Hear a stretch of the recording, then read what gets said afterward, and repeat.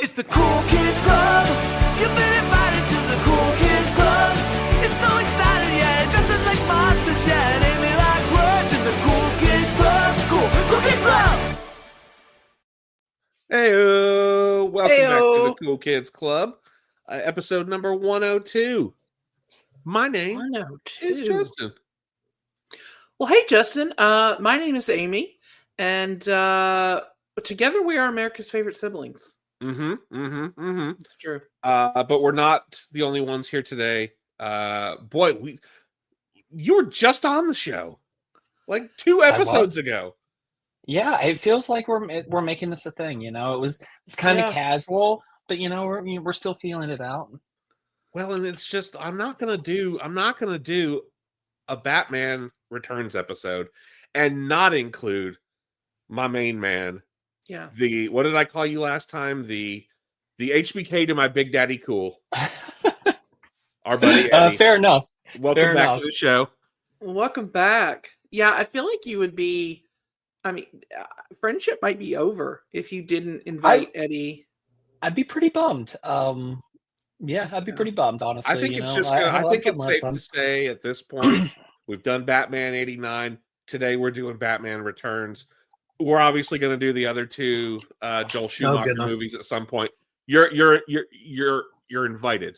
Please be on those episodes with us. I will. You're going to do the whole series with us. It's a blanket invitation. Yeah. I will RSVP immediately.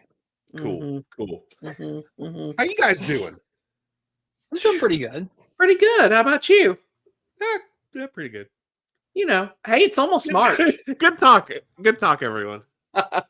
It is almost March, which is wild. I do feel like we should have done this episode back in like Christmas, though, because it is a Christmas movie. You know, that did occur to me. I thought it's so weird because we're doing it in February, even though it doesn't really feel like this movie doesn't feel particularly February. It's Christmassy, but it came out in the summer. It did. Yeah, that's super weird. It's one of the many peculiarities, I can say that word, of this movie. It's a weird movie. So I think that we thought, it's one of those movies like Die Hard where it's not a Christmas movie, but it's at Christmas, so it's a Christmas movie. But we didn't want to do it as our Christmas movie club. So we thought, well, February is still winter. So I think that was our thought, was like, it's still snowy and wintry, so we could do it then. And there's nothing I like more than extending some of that Yuletide joy, honestly. It's true. It's true. I love the Christmas winter vibes. The Christmas winter Gotham City vibes. It's so good. I just love taking that world from the first one and seeing it at Christmas. And it's kind of jarring too at the same time, because like sure this set is in many ways it's a lot smaller feeling than the 89 set, and it's like another corner of that Gotham world, maybe like a nicer bit of the area, I guess. Like things have changed a little bit. It's a little less grimy, but still chock full of crime. Yeah, I feel like you're seeing the more like upscale, like it's all still very like slimy underneath, but it's like you're seeing that more where the other half lives, maybe. Yeah. Like if Shrek's department store is there, you know it's got to be upscale.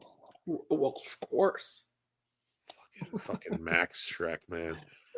Eddie warned me before we started that you were going to start out with something negative, but that you were going to explain. Yes, and like hear me out. Because let's just get the negative away. You know what I mean? Like, let's get the negative away. You know, just push it away and address it, and then we're gonna let it go, and then we're gonna get to the good, happy stuff. Batman Returns, and I'll always maintain this, is not a very good Batman movie. It is, however, a fantastic Tim Burton movie, and I enjoy it, and I think it's wonderful. It's a weird movie. And like there's many reasons, and there's some of those in Batman '89, but that's a different type of nostalgia. Like that like are just like ridiculous. Like Batman just sticking a bomb on a clown and just blowing him up. Kind of like he had machine guns on his car and just like just like blazed through people and he set a dude on fire in this one. Like He's fully straight murdering on people. fire. Like he murdered. And he liked it too. Like he would smile about it in this movie when he did it. He was enjoying the murder. He was legitimately enjoying it. Shit's how he's seen some shit. Okay, he is clearly, he's lived through that first one, and he's unwell. He let Jack Napier slip out of his hands and fall to his death, and now he's got a taste for blood. Yeah, obviously. But that being said, I really love this movie. It's got an aesthetic to it. It's got a vibe to it. Enjoyed it as a kid. Still enjoy it now. We'll watch it anytime I get a chance. And it does have a couple things. It does have the best ever, in my opinion, on-screen Batsuit ever. Oh, It's just refined enough from the first one, and I do love the rough, gritty look of the 89 one. It's perfect in other ways, but like this one, just so refined looking. The bat symbol is actually the correct one. It just looks good.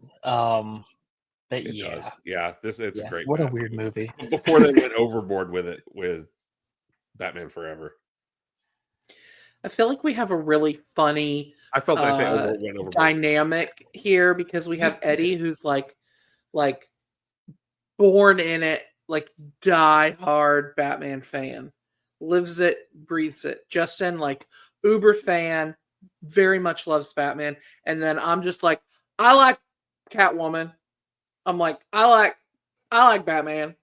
Batman's cool. I like that it's Christmas time. Like, I'm just like, you're talking about like the correct bat symbol. I'm like, Well, I like that Michelle Pfeiffer was cool.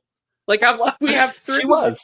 Like, we have three totally different POVs here. So it's just interesting.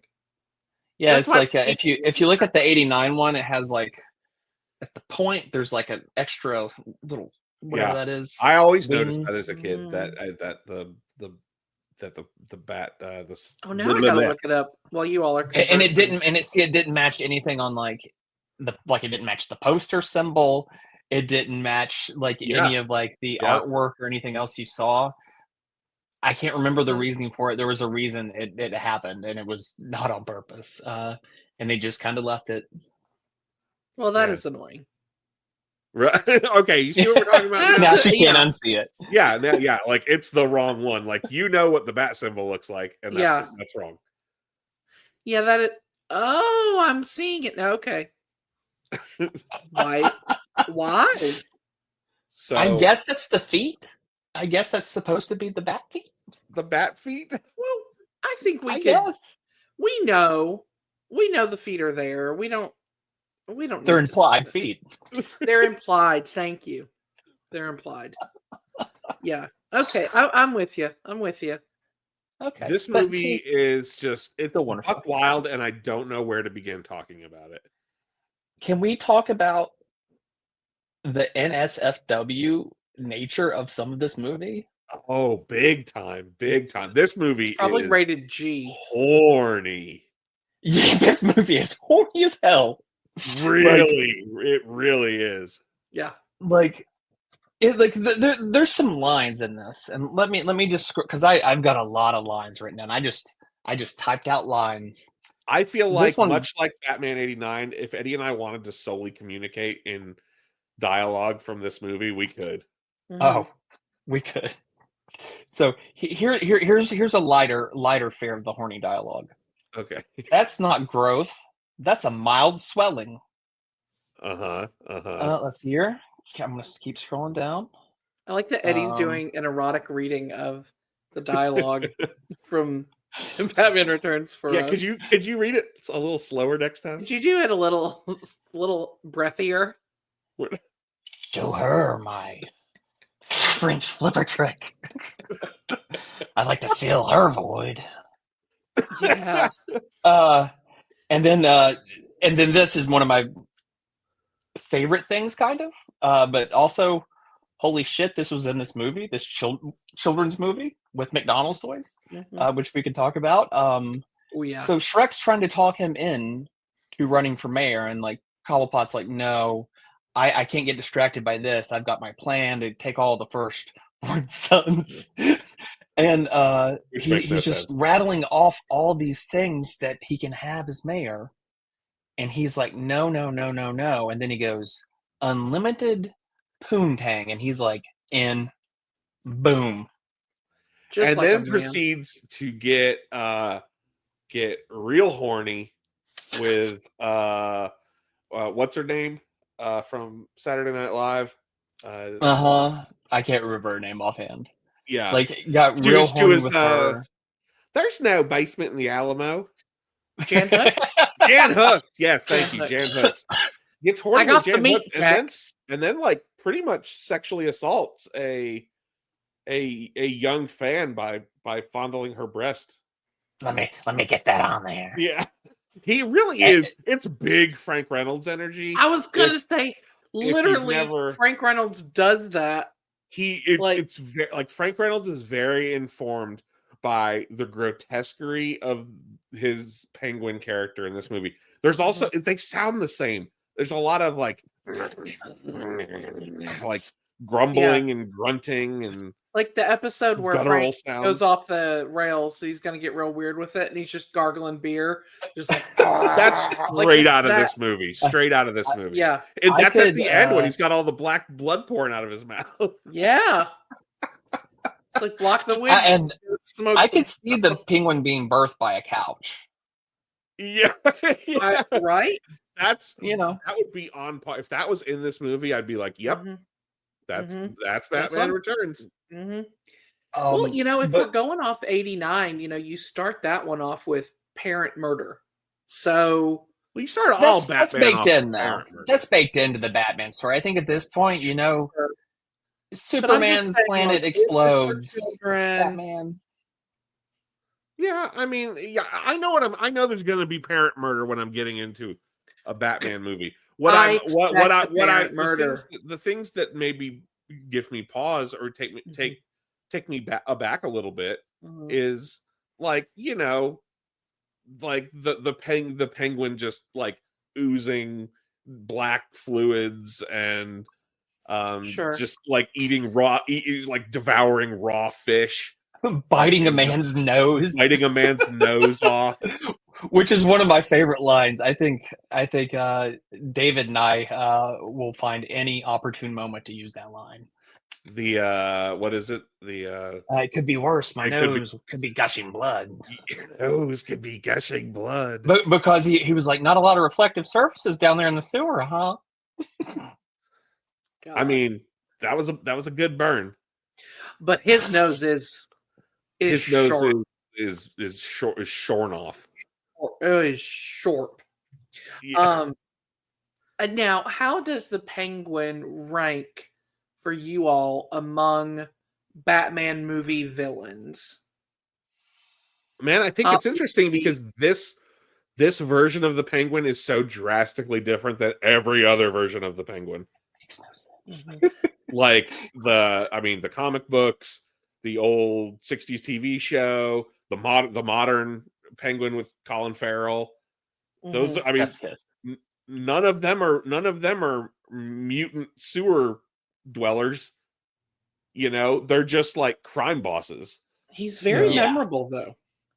Yeah, so it's very Tim Burton. I love that he was like, and this was really like these movies and Batman the Animated Series and stuff were largely my introduction to Batman. So it was like when I thought of the Penguin, I thought of this version of the Penguin first. Yeah, for sure. And then the Burgess Meredith version of the top hat. That was always like, oh yeah, that's how they used to do it. But like, no, it's just this movie where he's a mutant. He's a chud, kind of. He is a chud. He's a bit of a chud. He's a cannibalistic humanoid underground dweller. And he's got flippers. Why? What is his shape? Shape? What is his shape? It's circles. It's circle. Well, it's one large circle and then a smaller circle on top. The hair too is very Frank Reynolds. Yes. Yeah. You know, now his shape is quite like my own, but he is much shorter than I am. Shorter. So it's mostly his butt area. Like when he dies face first, his butt's wild. That's like Yoko Ono butt right there. his butt is wild. His butt is wild. Like Now, on the other hand, so on the one side, we've got the penguin, sewer mutant, born to Pee Wee Herman monster, and what's her name?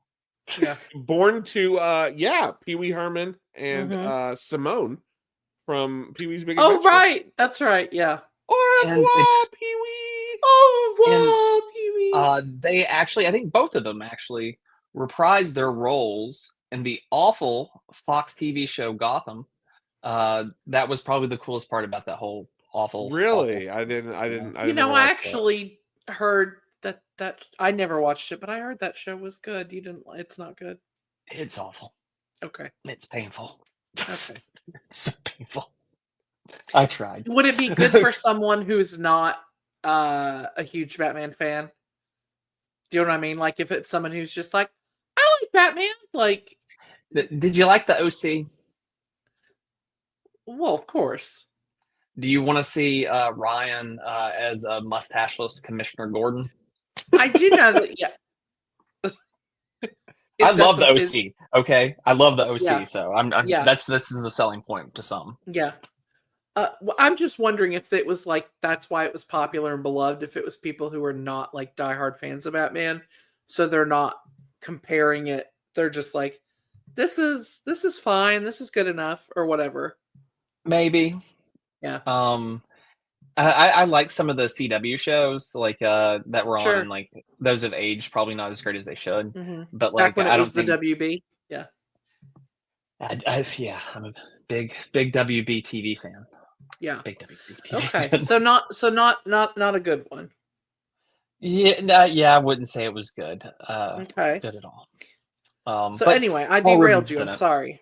Yeah, sorry. That was my only point. Okay. But yes, Justin, my point is that we've got this mutant man monster, and then on the other hand, we have sort of a real, probably sexual awakening for a whole generation of young men and some young women too, with Michelle Pfeiffer as Catwoman.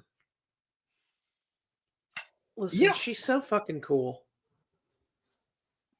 She's so and can cool. you imagine anybody else playing that role than her? Like it was like she was up for the role, but there was a real iffy part where she almost wasn't going to take it because she used to date Michael Keaton. And he was trying to like reconcile with his wife at the time. I'm giving you the inside dish here. He was trying to reconcile with his wife at the time, and he thought that might not help the situation of reconciling with his wife.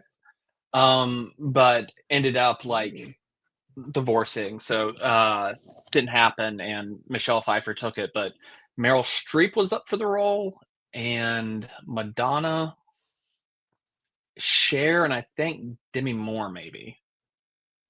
I could have seen Madonna doing and Annette Bening. Yeah. Annette Bening as well. She's too classy. Yeah. Annette Bening's too classy for that. Meryl Streep also too classy. Madonna? No, I could see Madonna. 1992 Madonna? Yeah. Definitely. I could see any era Madonna doing it. Yeah. She'd try to do it now if she could. If they paid her, she'd do it now. With her Gollum arms. Wild. Ooh, Gollum arms and that big old bubble butt she got implanted. I almost said installed. Same thing, though. It is terrible. It's like a shelf back there. Who is this? Madonna. I'm going to have to look. I was going to say, I'm going to have to Google that. I haven't. Just Can you imagine Cher, though? Shelf. Cher, I could imagine. Cher's just not as good an actress. It's, like, I could see her pulling off the look. I don't know. I think she'd give that, like, she's an Oscar-winning Nightfall. actress. Is she? She won for Mask. Oh, yeah. Okay. Well, And she's wonderful in Moonstruck. If you've never seen that. Well, Moonstruck I don't good. mean to besmirch. I mean, have you not Queen seen Diva. Burlesque? Why would Her I, and Christina why would I have Aguilera? seen Burlesque? Yeah. Not what Wagon I wheel prioritize. Watusi. And then she's just like, whoosh, with that cat whip, you know? And she did that scene in one go. You know that when she's like I whipping off know. the heads? In the department store? Yeah, she did that in one take. Crazy. Yep, I know. One take.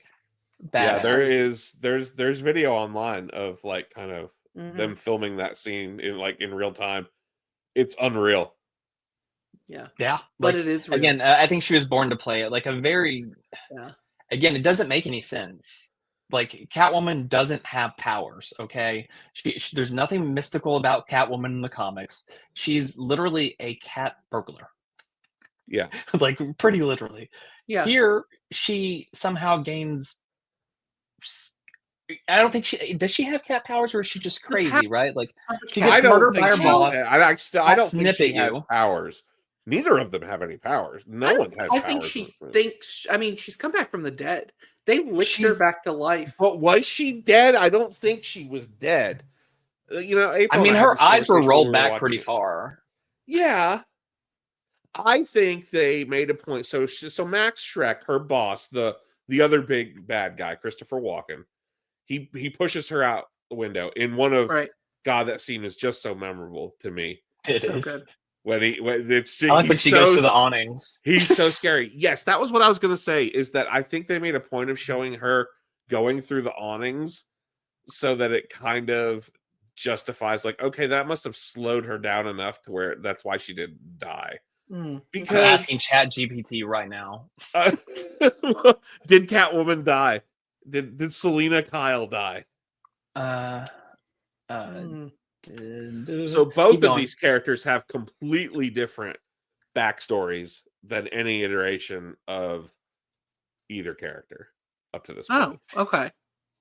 like, and I say she got powers because suddenly she was like, she went from this like timid executive assistant to a lady that was very good at acrobatics and whip work. You know, I like to think that the near-death experience, just like it was just like, I lived through that, and now I'm going to live like there's no tomorrow. And she was just, she was repressing those acrobatic. She was repressing talents. the whip work. She was repressing the whip work. And, after nearly dying and being licked back to life by some cats, I think she just thought, fuck it, she's just like YOLO. And so it's not so much powers, it's confidence. So Confidence, okay. Chat GPT says, no, Selena Kyle did not die when Max Schreck pushed her out of the window. After following several stories, she mysteriously survives and is seemingly revived by a group of alley cats. Isn't that a conflicting though? Like she survives and then is revived. Well, she's unconscious. She could be revived from being unconscious. Yeah. Okay. Also, this podcast doesn't use AI. So, this is written by real people.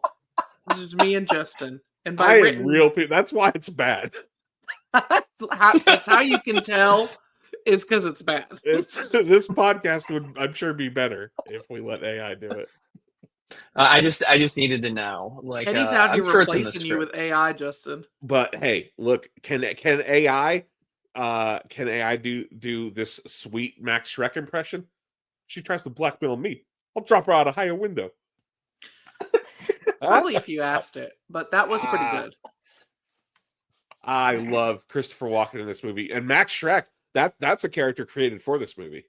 He looks insane in this movie. He looks absolutely insane. His whole look in this movie is crazy pants. And you know what would have been crazier? What? Somebody was almost cast in the role for Max Schreck. Just a little bit of trivia here for you. David Bowie. You want to talk about looking crazy? They could have gotten weirder. Oh, I think that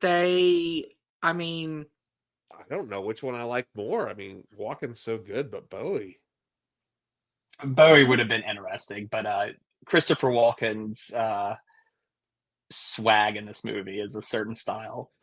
Yeah, like Christopher Walken just has that menace about him.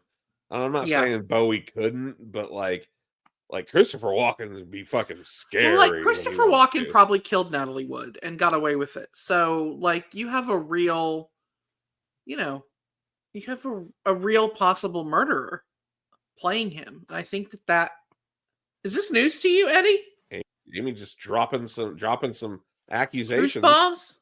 I can't believe you would talk about Cunnilingus this way. Colonel Angus? Colonel Angus. The Continental himself? I think it was an accident, but I think it might have happened. I'm going to have to look into this. I don't want to derail your podcast. Like, you just Jimmy Snooked my Christopher Walken. I don't know how I feel about it. I mean, I love him, but he may have murdered someone. Oh boy! I think that's down a wormhole tonight, guys. It helps him be a good Max Shrek. See, you're talking about my guy all wrong. It's the wrong tone. You do it again, I'm gonna stab you in the face with a soldering. Let's do an Instagram poll. Did Christopher Walken? Did he kill this derailing person? The podcast, Amy? Did somebody like find her hand or something and then like blackmail him with it? No, he was just one of the only. He was like the only person on the boat except for her husband. So it was probably one of them. I'm just saying. I think it helped the character. You made it more believable. You said he was menacing. I'm like, well, and just that look, like those eyebrows. He looks like he looks like Sweeney Todd if all of his hair was white instead of just the straight. Like he's just really got it's like blown back. I love it. Yeah, it's kind of like Shreky Todd. Yeah, it's kind of like an old like the vampire look, when that used to. Yeah, it's got a bit of got that vibe. A bit of a Bram Stoker's Dracula, Gary Oldman kind of, not that extreme. And you can't tell if like less butt it's arousing or not. Like you're like, oh, it is. It is undeniable. He's got like definitely like a bit of eyeliner on. That hair, eyeliner, threat of murder. He's like if Roger Stone was like actually cool. Like he's who Roger Stone. He's who Roger Stone wishes he was. I don't know who that is. Oh, whose face is he? Does he have like the Joker's face tattooed on his back? No, he has. Carl Grissom. Boss Grissom. Yeah. Son of a bitch. Oh Lord. And then right under it just has the thought bubble. Your life won't be worth this. Now, how do we feel about... So in Batman 89, we had the incomparable Billy D. Williams playing Harvey Dent, who, as we all know, eventually becomes Two-Face. And I think that was sort of the intention, was that this movie would pick up on that and show his transformation like into Two-Face. Because the script went through several iterations. And in one it was really focused. Harvey Dent was a big role and his transformation into Two-Face. I think at one point it was going to be Robin Williams as the Riddler and Danny DeVito as the Penguin, or at least that's what the studio wanted. And then Robin Williams, I know, was up again for the Riddler in Batman Forever. Marlon Wayans is going to be Robin. About them dropping the whole Billy D. Williams thing, like not bringing him back, not like he's not mentioned at all. Well, they went from Billy D to Tommy Lee, so they just were like, okay, Billy D's not available, so what's another 3 named actor? And then they just went from there. You always have the most valuable insights. That's the real transformation. Was that he became Tommy Lee Jones. Maybe the real Two-Face transformation was the friends we made along the way. That's exactly right. Maybe they didn't drop it. He just transformed into Tommy Lee Jones. Did you ever think about that? That is a possibility. I guess it's possible. Yeah. I'm just giving y'all some things to think about. he still did get paid, Justin, if it makes you feel any better, for the role. I think he might even be in the credits or something. Billy D? Like of Batman Forever. But he definitely got paid for Batman Forever because he was contracted for multiple movies because that was the plan. But when they lost Burton and everything, they wanted a bigger actor. So went with Tommy Lee Jones. So that was a whole thing. I think I don't remember Tommy Lee Jones being in Star Wars, but okay. Yeah, or like selling Schlitz malt liquor. Yeah. No offense to Tommy Lee, but hello, it's Billy D. Williams. Very smooth.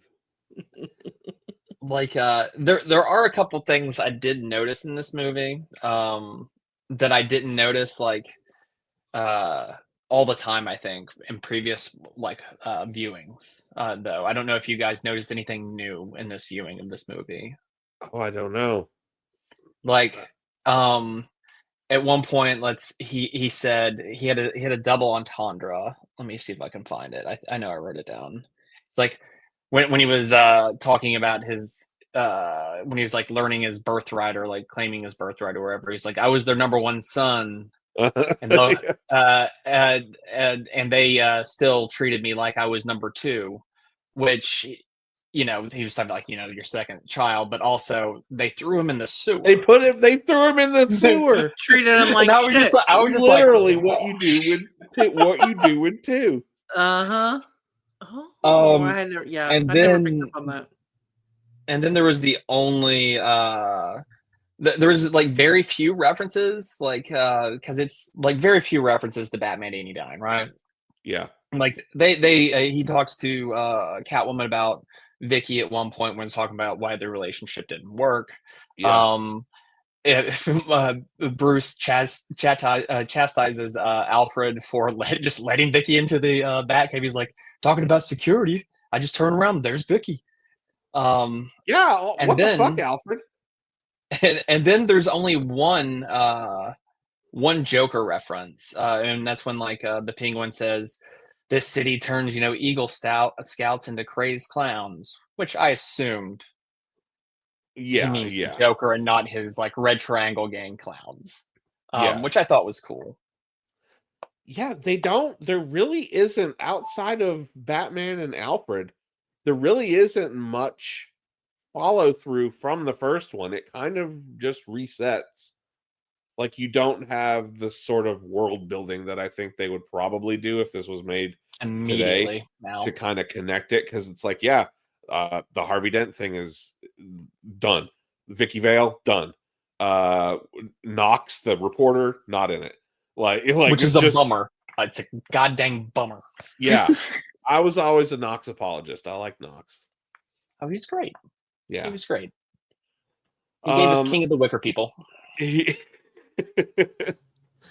Now, Eddie, I know you had toys. There's so much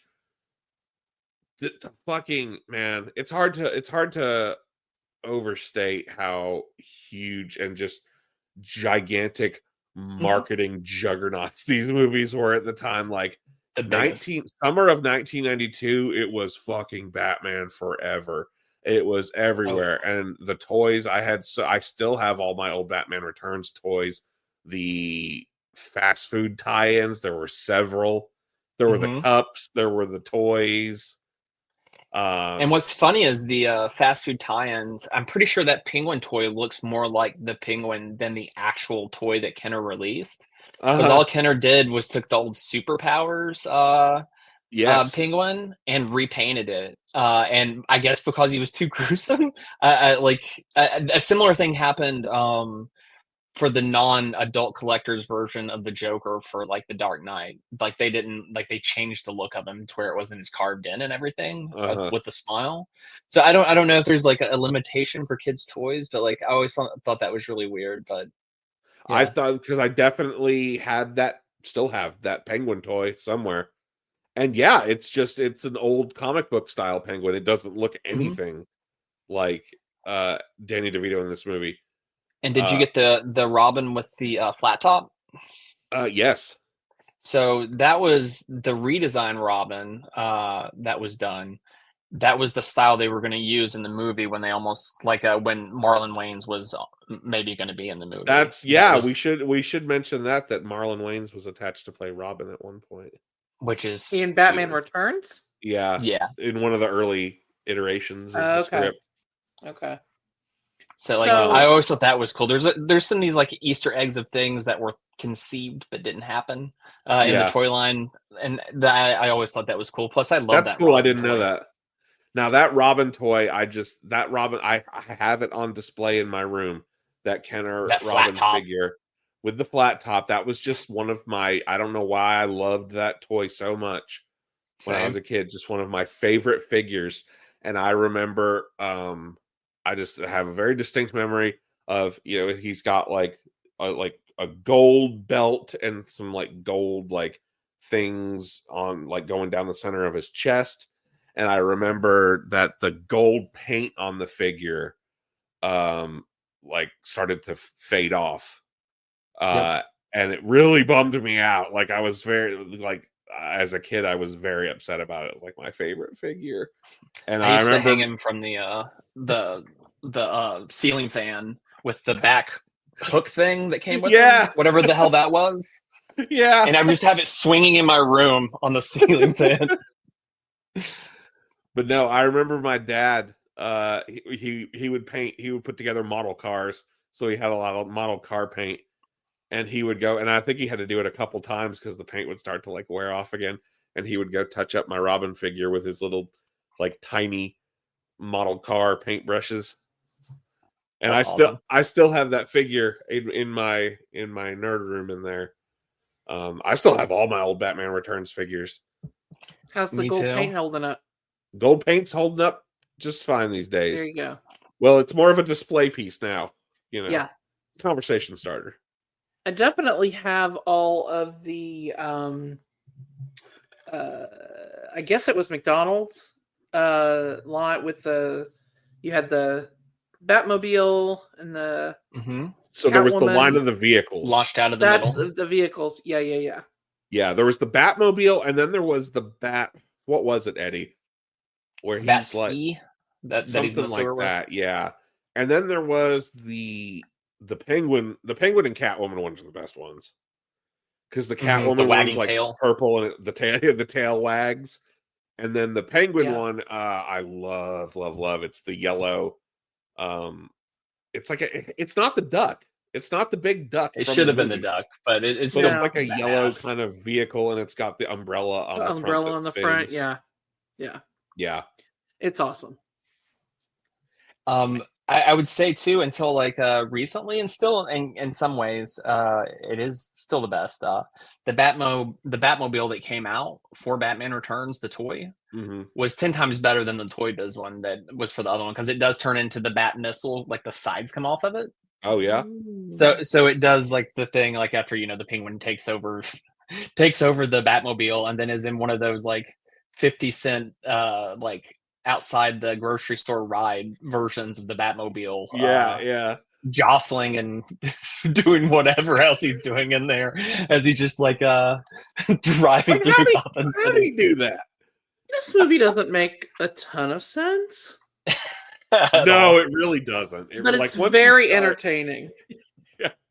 You start picking it apart, and it starts to fall apart pretty quickly. But it's pretty flimsy. Yeah. Damn, it looks cool. And it is very Tim Burton. Is so good. Now, I know you guys know all this, but why did Tim Burton leave? Like, why? What happened? There was a lot of like blowback from this movie because they considered it too dark, especially McDonald's. McDonald's is always kind of blamed as the key factor. Like they didn't like they almost lost that promotion because of it. Just because it wasn't as toyetic and they wanted it to not be as dark.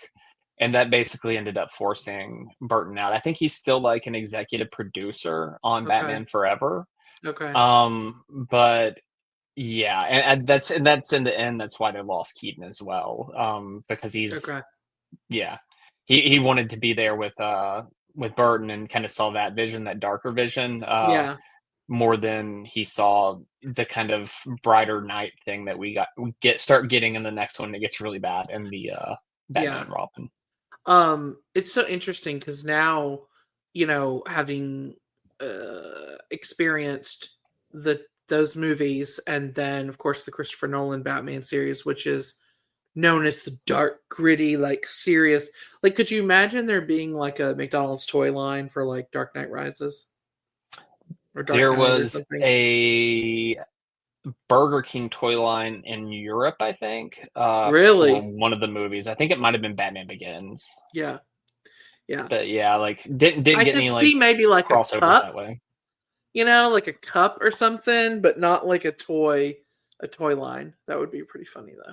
Collector's cups aren't as nice today. They're too flimsy. I know, Justin, when I got you that Heart Foundation one. Yeah. I want to say Burger King. I was like, no, Bojangles. I was like, this one's flimsy. Yeah.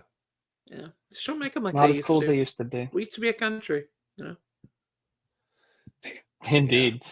But like, now, do you remember the cups, the Batman Returns cups that have the like frisbee lids? Yeah, I got 2 of them sitting on my counter right now. Do you? Yeah, I brought them home. I brought them home from Christmas. I brought that and a bunch of other random just junk home. Like I've got that, and I've got 4 sets of the Batman Forever mugs. And I don't think most of them have ever been used. Yeah. 4 sets? Yeah. You gonna how much would you like for a set of those? Those are from my childhood. I couldn't. You have 4 whole sets? It's the fine china. Yeah, it's the fine china. You had to get enough for the whole dinner. I bought this with my own money, mind you, like when I was a kid. 4 sets? 4 I sets. have questions. Okay. Why 4? I don't know. Why not 3? Why not 5? I don't ask me what I was thinking in 1995. I was chock full of hormones and affection for Val Kilmer. He had nothing else to spend money on, so he just kept buying the set of the Batman Forever. That was my report card money from like the previous 6 weeks. You saw Nicole Kidman in Batman Forever, and your brain broke. Yeah. I still feel all sorts of ways about Chase Meridian. I'm not gonna lie. Hachi Machi. These movies. that is Nicole Kidman's possibly her hottest. Like that and Moulin Rouge. It might be. It might be, but she's pretty hot. It might be the AMC commercials. The movies are back, baby. The movies are back. I love that we both went to the AMC commercial. Yeah, like she's looking pretty banging. Good for her. She got away from Tom. Did you watch Baby Girl? Fair. I've seen it. Fair. I just for magic. I'll always hear or see Nicole Kidman like in a bed with like a I'm sure silk sheets or whatever was happening with like U2 playing in the background, God. I wish this was a Batman Forever episode because I want to talk about the soundtrack, but one day we'll get there. That's a preview. God, this one doesn't have any kind of memorable soundtrack. All the others do. 89 got the Prince soundtrack, and for Batman Forever soundtrack was huge. Even Batman and Robin had some pretty big songs on it. That soundtrack. Mm-hmm. I bought both of those. But this one has like nothing. And I think that's a bit of a kind of tells you where like some of the promotion was at with the movie. Like I think they still won over kids because of the with stuff from '89, but it was a little weird. I don't remember having a problem with it. When I was a kid. I don't either. Like I remember, I had this poster on my wall in my bedroom for years. And just that the 3 stack, the 3 faces stacked up, the bat, the cat, the penguin. Yeah. And I remember like this was also a somewhat of a milestone movie for me because this was the first movie that I was ever allowed to go to the theater to see without an adult present. Oh, that's cool. Really? Yeah. So so this is 92. So I was 7. And I don't even remember what friend it was. But I remember he called and we were eating dinner. Or we were around the table, I remember. And he calls and is like, my mom's dropping me off at the theater to see Batman Returns at 8:00 or whatever. Can you come? And I just remember being like, yeah, let me ask. And being like, and then thinking, there's no way in hell. In hell. I'm asking so I can say I asked. Yeah. There's no way in hell mom's gonna let me go to that. With no adult there. Yeah. And I remember asking, and she was just like, yeah, sure. And it like really, yes. I was like I didn't know what to say. I was like, really? I could go? For Did real? you hear me? Did you And hear I me? remember really? It was just such a big deal. His mom dropped us off in front of the theater. We went inside, and she picked us up. 7. That's young. Your mom really didn't want to see Batman Forever or Returns. That's what she saw the first one. She thought, Jesus. She was like, yeah, I don't want to sit through this. And then mom and dad made the mistake of taking us to see Forever. Yeah. And then bitched about it for 25 years. Yep, still.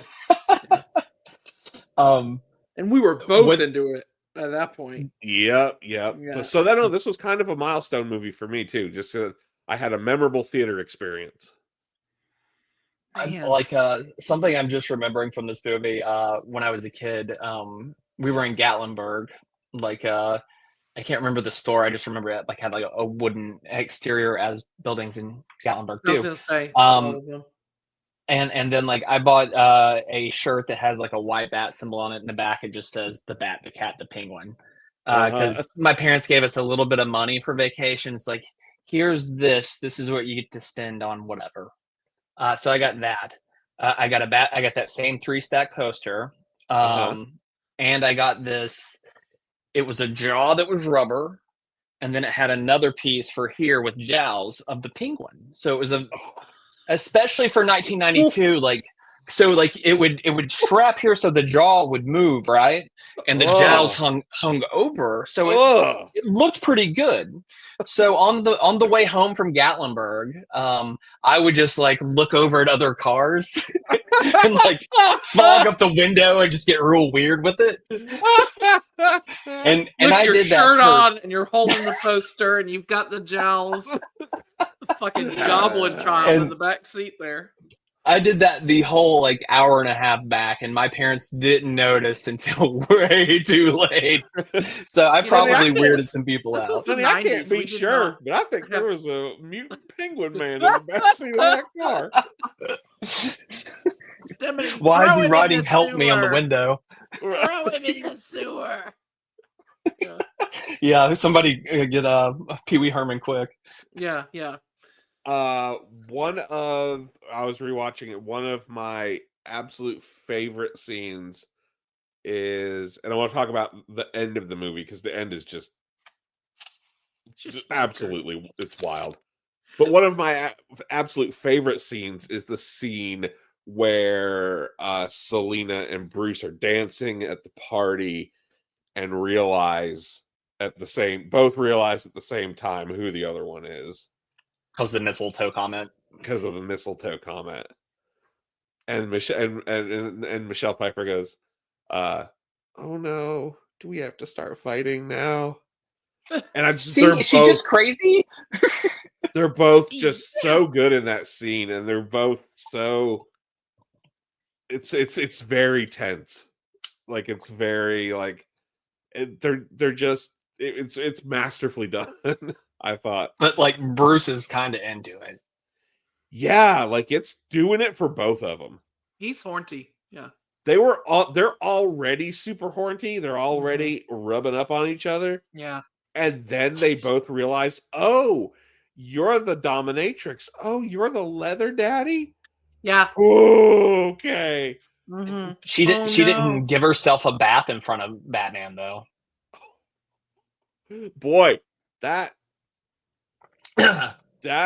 yeah. Better not. I think I'll just give myself a bath right here. It starts licking herself. It's she had a traumatic brain injury. She for sure had that's the whole thing. She's traumatic come brain unglued. injury from her fall. Yeah. And now she's Maureen Ponderosa. Yeah. I was about to say poor things, parallels. but that's better. A lot of parallels. Yeah. Yeah. Oh yeah, a bit of a Poor Things vibe. Yeah. So yeah, kind of a Poor Things vibe. Yeah. Yeah. So let's talk about Eddie, tell me about the Penguins' master plan here, because I feel like it just kind of came out of nowhere and is like, oh, that's what. Okay. And there's a penguin. There's a penguin army with missiles, by the way. Yep. First of all, penguin army with missiles. Which I did want to ask you something, Justin. Yes.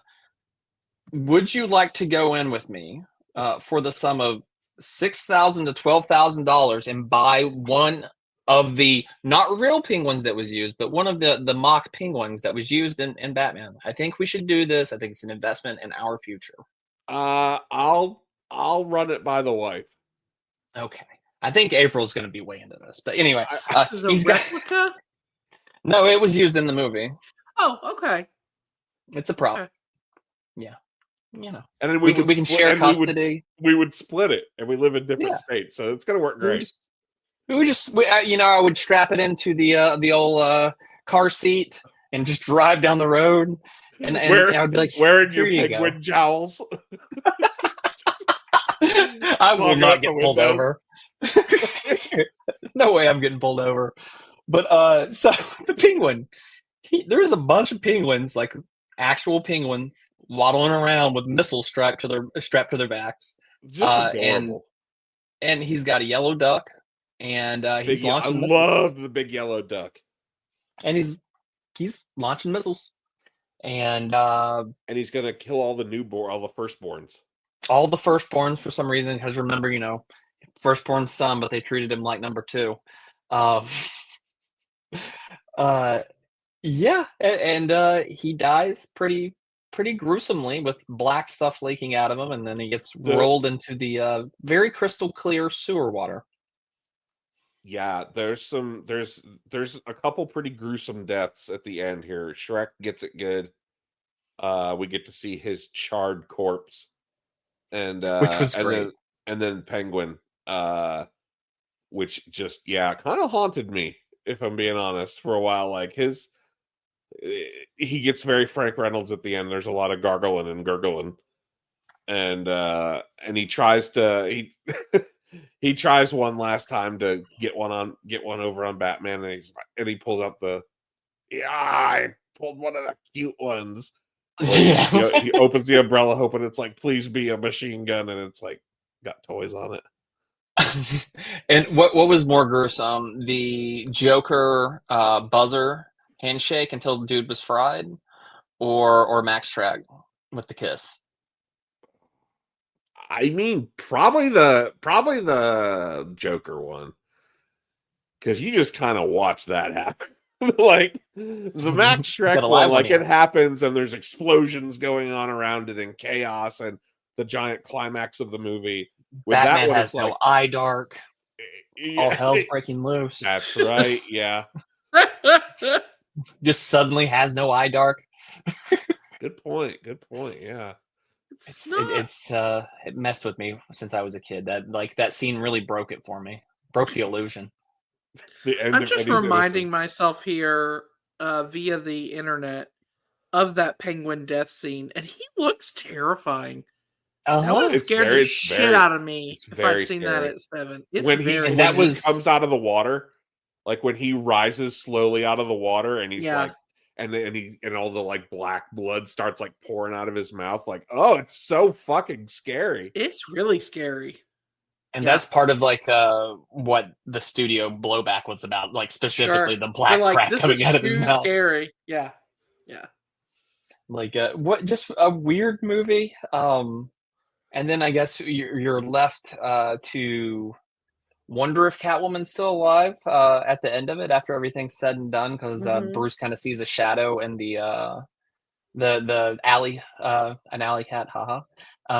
And it wasn't her. It might have been her. It could have been her. You see her though. You see her at the end. Maybe. No, you see her. Oh yeah, at the end too. Yeah, you're right. She's a bat signal, and then you see her stand up. I almost forgot about that, and because we were talking when that came on, and that scene there, true fact, that was shot by a stunt double and not Michelle Pfeiffer. Really? Okay. Yep. Isn't it true that that costume was restrictive as hell? It was like latex, right? Or like, or like plastic. I mean, it was really, really hard for her to move. She could only wear it for like a little bit of time. Yeah, like a couple minutes at a time. Yeah. Like and a lot of those, because kind of like crude costumes back then, like they were kind of in the beginnings of this, like Batman 89's costume was like he couldn't move his head, he couldn't do a lot of things. Like right to sign on for this movie, Michael Keaton actually made them, like he had a few things written into his contract. One of those was having a zipper on the bat suit. Yeah. So he could use the restroom, and he had and he wanted to be able to move his like head a little bit more too. Yeah. There's a few other things. It's kind of wild. Yeah. I mean, it makes sense because I mean, she's poured into that thing, and I don't imagine like if I was wearing that, as soon as I'd get into it, I'd be like, I gotta pee.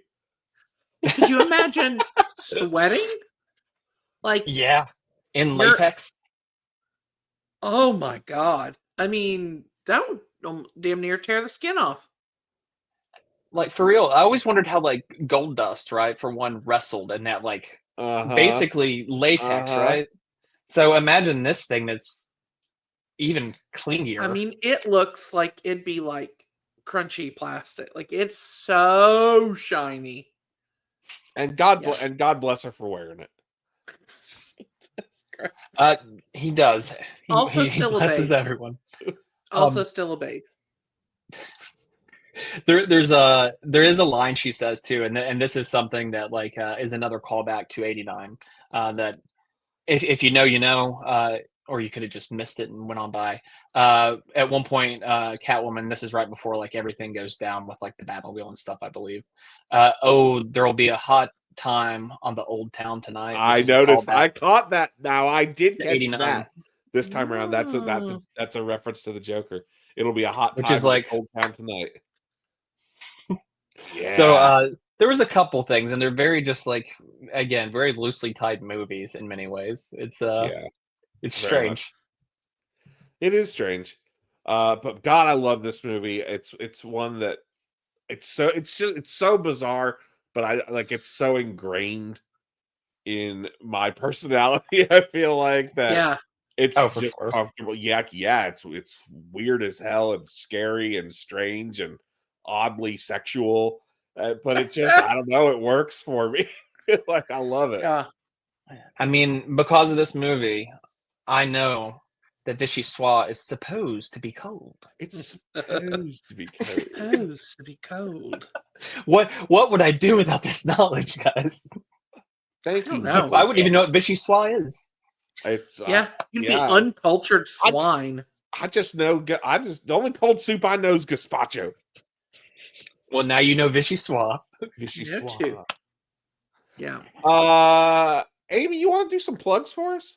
Sure. Well, if you have enjoyed this episode, of course, you can go back and listen to our 101 other episodes of the Cool Kids Club podcast. One for each Dalmatian. That's right. And we didn't do 101 Dalmatians last time. No. God, we're so stupid. Who allowed us to have a podcast? If you want to follow us on social media, we are on Instagram, Threads, and Blue Sky at Cool Kids Club Pod. You can also follow us individually on Instagram. I am at Amy with 4 H's. Justin is at Lousy with Ghosts. You can also follow Justin's Nerd Room Toy Nostalgia account called Cool Kid Clubhouse. Is that correct? Yeah. Okay. And of course, we would be remiss if we did not shout out Brian Hey Guys Wakefield for all of our banger theme songs and for being an all around great guy. Yeah. Yeah. Eddie, you got anything you want to plug? If you want to see me mentally break down over the course of the rest of the year, you can follow me at Jumping the Shark on all of the major platforms. I'll be there posting memes and various witticisms. Yeah, I feel like I feel like you've had Jumping the Shark for so long. It's one of those like, I can't believe you have that. Like, I feel like you've had. Pretty mad. I tried to buy it this week from the guy on PlayStation Network, and he just said no. Really? I'm trying to consolidate. I'm trying to get rid of any account that has X whatever. Yeah. X. Very 2002 Eddie. I'm trying to consolidate, but I'm pretty proud of it. Pretty proud of it. It's pretty cool. It's pretty cool. All right. Well, this has been another amazing episode. Thank you, Eddie, for being on and really bringing your expertise because, again, I am a casual Batman fan, so I'm not going to be able to bring the stuff that you bring to the Well, let me know if you watch Gotham, and maybe you'll make me enjoy it in a way I haven't thought. I mean, I could see it not being great. I could see that. I could see it going either way. We'll see you, Eddie, whenever we do Batman Forever, if not sooner. Yeah. I'm going to work on you about those sets of glasses. If not, I'm sure I can procure you. Yeah, like I couldn't go on eBay and spend $50 and get them all, but it's just 4 sets? Okay. Yeah, 4 sets. They're still wrapped in the McDonald's bags too, the Batman bags. Oh so, my god! So they wouldn't break because I had 4 of each. Because I went in 4 weeks in a row to get the new mug and bought 4 of each. How are you not fat as shit? How much McDonald's did you eat? I didn't even eat McDonald's. I just went in for the mugs. Okay. Mugs and toys because they'd let you buy them without the food. Yeah. Okay. Sure. Well, thank you so much for being on here with us. And hopefully we'll see you sometime before Batman Forever, but definitely for that one. God willing and the creek don't rise. That's right. All right. And well, until Eddie, then. Yeah. What should these cool kids do, Eddie? Stay cool. He thought of that all on his own.